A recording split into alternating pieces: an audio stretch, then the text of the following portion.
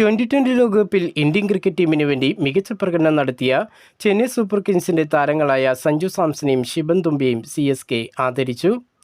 കൂടാതെ അണ്ടർ-19 ലോകകപ്പിൽ ഇന്ത്യൻ ടീമിനെ നയിച്ച യുവതാരം ആയുഷ് മാത്രയെയും CSK ആദരിച്ചു.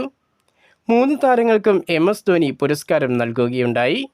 താരങ്ങളെ ആദരിച്ച ചടങ്ങിൽ CSKയുടെ മുൻ താരങ്ങളായ മാത്യു ഹെയ്ഡൻ, മുത്തയ്യ മുരളീധരൻ, സുരേഷ് റെയ്ന, ബ്രാവോ, മൈഹാസി തുടങ്ങി താരങ്ങളെല്ലാം പങ്കെടുത്തിരുന്നു.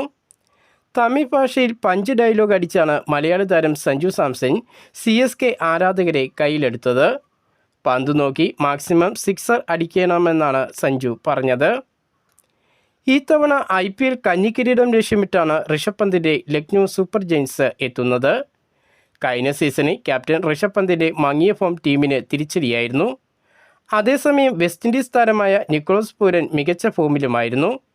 ബാറ്റിംഗ് ഓർഡറിൽ നിക്കോളസ് ആയിരുന്നു 3-ാം നമ്പറിൽ കളിച്ചിരുന്നത്. എന്നാൽ ഇത്തവണ LSGയുടെ ബാറ്റിംഗ് ഓർഡറിൽ മാറ്റങ്ങൾ വരുമെന്നാണ് റിപ്പോർട്ടുകൾ. ക്യാപ്റ്റൻ ഋഷഭ് പന്ത് 3-ാം നമ്പറിൽ ബാറ്റ് ചെയ്യാൻ എത്തുമെന്നാണ് സൂചന. അങ്ങനെയാകുമ്പോൾ നിക്കോളസ് പൂരൻ ബാറ്റിംഗ് ഓർഡറിൽ പുറകോട്ട് ഇറങ്ങേണ്ടി വരും. ഫോം വീണ്ടെടുക്കുക എന്ന ലക്ഷ്യത്തോടെയാണ് ക്യാപ്റ്റൻ ഋഷഭ് പന്ത് 3-ാം നമ്പറിൽ ബാറ്റ് ചെയ്യാൻ തയ്യാറാകുന്നത് എന്നതാണ് സൂചന.